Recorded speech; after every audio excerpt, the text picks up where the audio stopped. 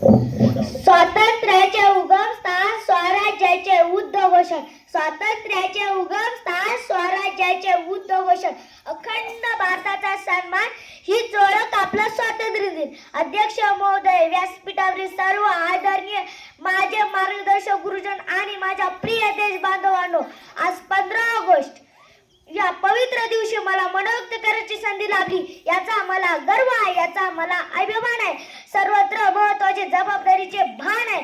15 August 1947 या दिवशी भारत मुला दास्यांच्या जोडकात मुक्तता मिळाली.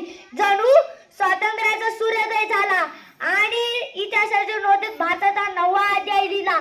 कधी काळी किसुनी किचड्या म्हणून ओळखणारा आपला देश शतके परकीयांच्या झोपड्यात अडकला. व्यापारी म्हणून आलेले इंग्रज हळूहळू राज्यकर्ते बनले.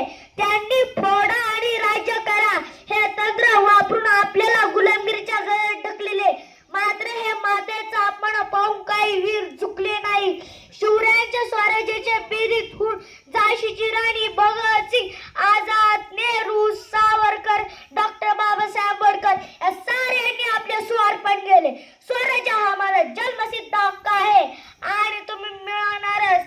हा टिळकांचा आवाज आजही लोकवासियांच्या मनात गाजतो.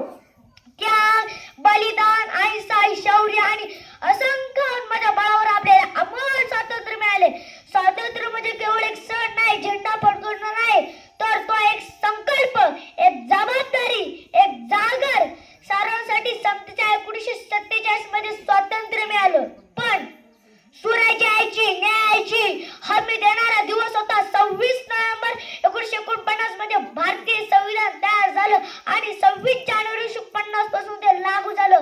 त्या संविधानाने आपल्याला हक्क दिले, बोलण्याचे, वागण्याचे, सन्मानाचे. त्यावेळेस ते कर्तव्य पण सांगून गेले.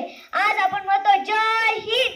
प्रत्यक्षात स्त्री भ्रूण हत्या, भ्रष्टाचार, पर्यावरणाचा व्यास आणि समाजातील विषमता ह्या आपण अजूनही का सहन करत आहोत?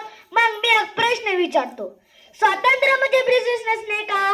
की मनातले चुकीचे विचार दूर करणे? स्वातंत्र्य म्हणजे स्वराज्य नव्हे तर जबाबदारीची जागृती. आज आपण भारताला विकसितून महासत्तेकडे नेत आहोत. Digital India, make India, Chandrayaan, Gaganyaan. आपण जगाशी